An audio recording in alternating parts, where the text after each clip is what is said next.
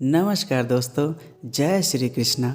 आज का जो प्रसंग है बहुत ही ज्ञानवर्धक है, तो अंत तक देखिएगा। उससे पहले आप लोग अगर मेरे चैनल में नए हो तो प्लीज़ सब्सक्राइब कर दो, क्योंकि मैं ऐसी ही खूबसूरत वीडियो बनाता हूँ और सबसे पहले आपको पहुँचे। तो चलो शुरू करते हैं। एक नगर में 4 बहनें थीं। एक का नाम भूख, दूसरे का नाम प्यास, तीसरी का नाम नींद, चौथी का नाम आशा था। एक दिन चारों बहनों में बहस हो गया। चारों एक दूसरे को बोलने लगी, सबसे बड़ी मैं हूँ, सबसे बड़ी मैं हूँ। चारों झगड़ते हुई नगर के राजा के महल गई। राजा बोले, तुम चारों झगड़ क्यों रही हो? बताओ बात क्या है? भूख बोली, हम चारों में सबसे बड़ी मैं हूँ।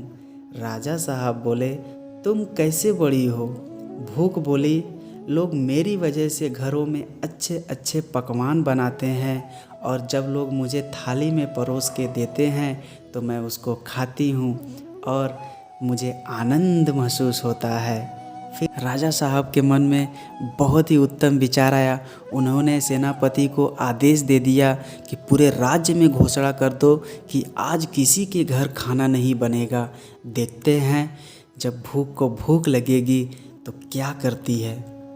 पूरे नगर में किसी के घर खाना नहीं बना। भूख को भूख सताने लगी और वो चारों ओर इधर उधर घूमने लगी। जब कहीं खाना नहीं मिला तो वह घर के पड़े बासी रोटी को खाने लगी। तब प्यास देख लेती है और वह राजा को बताने लगती है, राजा साहब भूख हार गई, सबसे बड़ी मैं हूँ।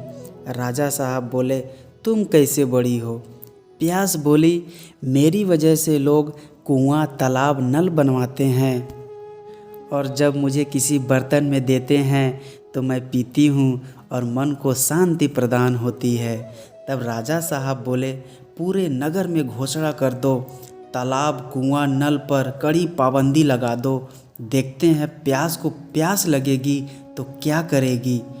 प्यास को जब प्यास लगती है वह पूरे नगर में घूम घूम कर पानी पीने के लिए तड़प रही थी। जब कहीं पानी नहीं मिला तब प्यास छोटे गड्ढे में पड़ा गंदा पानी पी लेती है। नींद देख लेती है और वह राजा साहब को बोलती है, राजा साहब प्यास हार गई, सबसे बड़ी मैं हूँ। तब राजा साहब बोले, तुम कैसे बड़ी हो बताओ? नींद बोली, मेरी कारण लोग पलंग खाट बनवाते हैं, जब उस पे बिस्तर लगाते हैं तो मैं सोती हूँ, नहीं तो नहीं सोती। तब राजा साहब पूरे नगर में घोषणा करवा दिए, कोई आज से बिस्तर नहीं लगाएगा। देखते हैं नींद को नींद लगेगी तो क्या करेगी।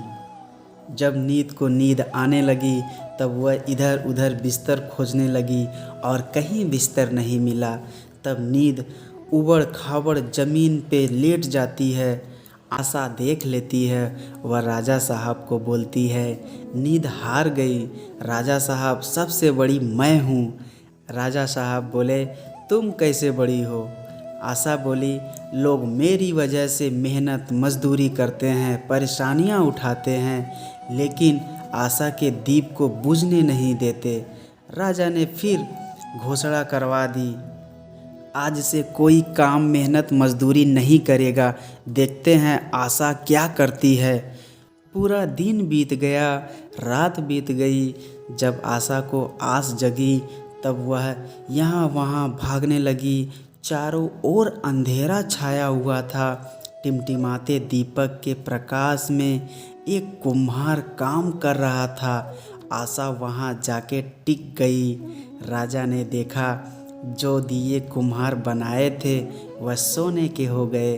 कुम्हार की छोटी झोपड़ी सुंदर महल में बदल गई।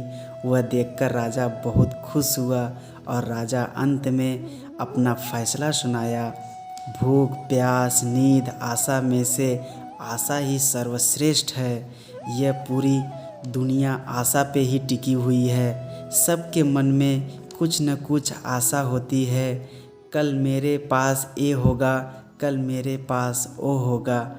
दोस्तों, अपना कर्म और कर्तव्य से पीछे ना हटे। ठान लो आशा के दीप को बुझने नहीं देना है। देखना एक दिन वो सब आपके पास होगा जिसकी आस लगाए हो। मिलते हैं दोस्तों एक नई वीडियो में।